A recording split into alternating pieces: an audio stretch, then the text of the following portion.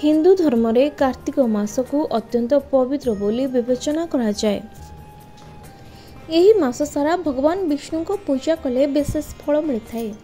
शास्त्र रे लेखा अछि जे कार्तिक मास रे तुलसी पूजा करबा द्वारा केवल पाप क्षय हुए नहीं बरं घरे सुख समृद्धि और संतान जन्म मध्य वृद्धि पाए।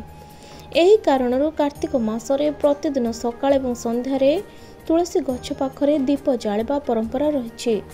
तुलसी को देवी लक्ष्मी को एक रूप भाव में विवेचना करा जाए एवं कार्तिक मासरे जितेबाला भगवान विष्णु तांको निद्रारु जागृत होइथांती तुलसी विवाह और तुलसी पूजार विशेष महत्व रही।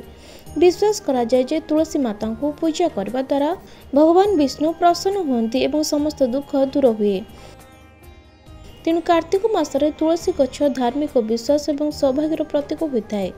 शास्त्र अनुसार नियमित भाव में तुलसी पूजा करने द्वारा घर नकारात्मक शक्ति दूर हुए। कार्तिक मासरे तुलसी पाखरे दीप जाळिबा पूर्वपुरुषों को संतुष्ट करने और देवता को संतुष्ट करने विश्वास करा जाए। तुलसी पूजा करने द्वारा संतान मानक ठारे सुख वैवाहिक जीवन में मधुरता एवं आर्थिक समृद्धि वृद्धि पाए। तेणु कार्तिक मासरे तुलसी पूजा पाई नियम पवित्रतार सह जत्न नियंतु।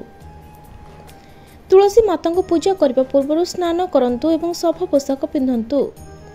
कार्तिक मासरे सकाळ एवं संध्यारे तुलसी गछ पाखरे घी किंवा तेल दीप जलाइबा अत्यंत शुभ बोली विवेचना करा जाए। प्रतिदिन तुलसी माता को जल अर्पण करंतु एवं ओम तुलसीयै नमः मंत्र जप करंतु। कार्तिक मासरे एवं रविवार किंवा संक्रांति रे संध्यारे तुलसी पत्र छिंडाबा निषेध अटे। कार्तिक मासर शुक्ल पक्ष देव उठाणी एकादशी रे तुलसी विवाह पालन करा जाए। एहार विशेषत्व रही। एही दिन रे तुलसी एवं शालग्रामकर विवाह आशीर्वाद अणा जाए।